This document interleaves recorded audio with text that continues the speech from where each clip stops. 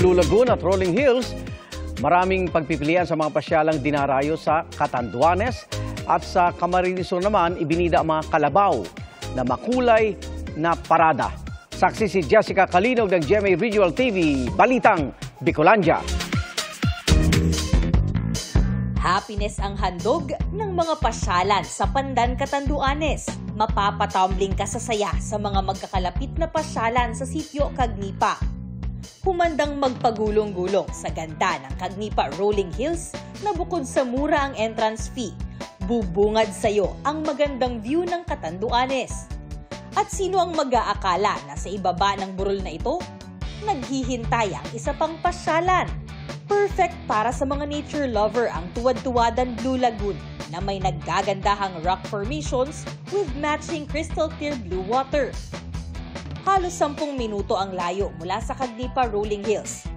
Nariyan naman ang Murao Beach. So far, maganda yung nakikita ko. Nakaka-refresh ng puta. Ikinatuwa naman ng Tourism Office ang pagdagsa ng mga turista, kaya bantay sarado ang LGU sa buong lugar. Po tayong caretaker para malinis ang kapaligiran. Mula sa Catanduanes, pumunta tayo sa Camarines Sur. Bida rito ang mga kalabaw, habang hila-hila ang makukulay na karitela. Bahagi ito ng pagdiriwang ng Carabao Festival 2024 sa Barangay San Vicente, Buri, Camarines Sur.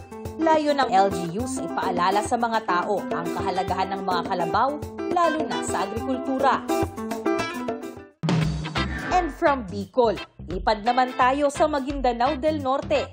Be one with the nature sa bagong atraksyon sa Datu Blasinsuat. Libre ang pagbisita rito ng mga gustong makita ang ganda ng lugar. Pero paalala ng LGU sa mga gagamit ng floating cottage.